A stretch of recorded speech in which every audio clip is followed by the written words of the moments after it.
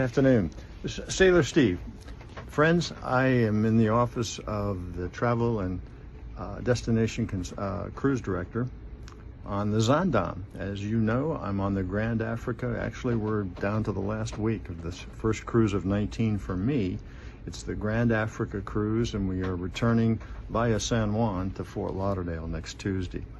But I had the opportunity of visiting with Jeremy Hale, who I'll introduce in just a moment.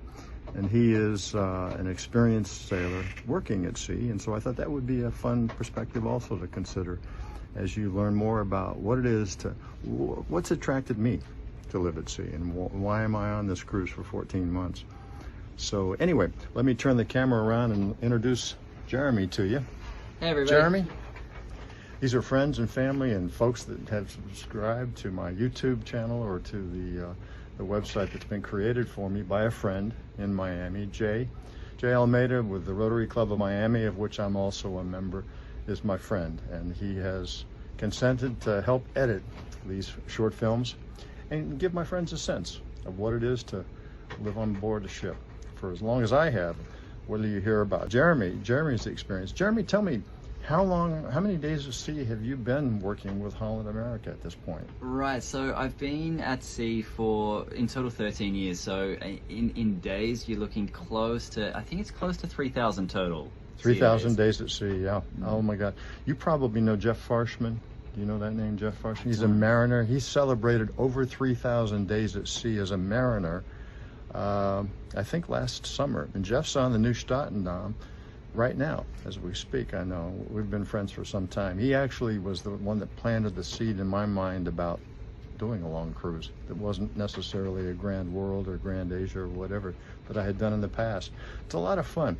Well, you know, working at sea, of course, and being a passenger at sea, it's a much different perspective. Well, it's interesting because I mean you're a passenger, I work here, but you're probably spending more days at sea than I am in 2023. So well, perhaps I am, but I think folks would be interested to learn what was it that attracted you to sea in the first place, aside from employment? Yeah, I mean, that was obviously a big factor, but I'm from Australia originally, and Australia, okay. Yeah, I live in the States now, but I was born in Australia, and working at sea gave me the opportunity to get further away. I mean, Australia, great place, but in the middle of nowhere, so working at sea gave me this great opportunity to see more of the world than what other travel companies do.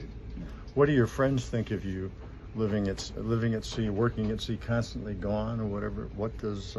Well, I think you get it for the first year. It became this thing. It was such a big thing, and then it just becomes normalized over time. Yeah. Probably the hardest thing is actually when not a whole lot changes at home when you leave for a few months at a time. But what does change is my sister had kids, and kids change so much in a short space of time. So you can leave for 3-4 months, come back, and it's like they're different people all over. So sure. That's probably the most interesting thing.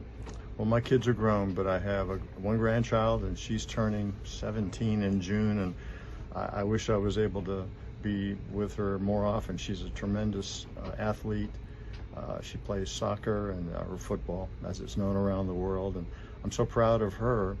But it's an opportunity for me to travel, and I've had a life of desiring to travel. And I was reminded by a quote of the day that we get on board the ship that comes from the captain, but I imagine you have a big role in creating this quote of the day, or somebody does on your staff. And travel is not reward for working, it's education for living. And that is so true in my experience, at least. Now having sailed probably close to 1,000 days at sea so far at this point. The lectures I've had on board, the people I've met, Kate Ross is a dear friend. She's actually lecturing on board this ship, and that was a great happening to reacquaint myself with Kate and to listen to her presentations. We've got other presenters on board the ship, but it's pretty amazing because as you travel, I'm not telling you anything you don't know, but maybe share with the audience your experience of now working at sea this many days. What education or what changes in your perspective have resulted from the many days at sea living here? Yeah, I think you really nailed it with the quote in saying education for living, and that we all grow up in a certain place, and you can very quickly assume that's normal and the same everywhere. And I think that when we have these opportunities to go places where, we've just done this trip, Steve's been on this trip with us for 2 months now, going all the way around Africa, a full lap, and you're seeing so many different places that is so different to probably where a lot of people grew up, and just having that kind of exposure and education for a life that is different to your own, and whether that's having a different appreciation for things, having a different understanding for things, and just kind of seeing the world in a different way, I think is probably it's never not changing. You're off to a trip, you're going through the Caribbean, you're going to Europe over the summertime, and everything's going to be different, and you're seeing from country to country, just meeting people and learning and listening and hearing different things, and I think it's just kind of a great thing about bringing the world together. Absolutely. And of course, I'm widowed, so I'm doing this as a single person. Folks, there it is. Navigationally, we are crossing over the 0 meridian point in the world. 0 degrees longitude, 0 degrees latitude, 0 north and south, east and west. The captain just blew the horn to confirm navigationally. We just crossed over it. I'm walking to the back of the ship. Oh, here's an announcement.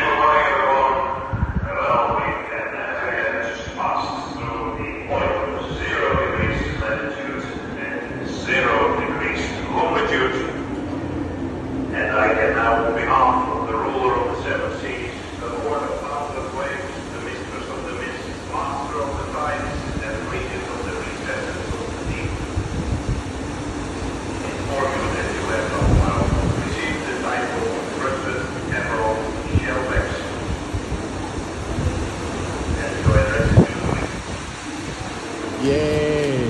If you look real hard, you can see the line, the crossed lines, right? Just kidding. But that is where we just crossed over the 0 meridian. Have a good day, folks.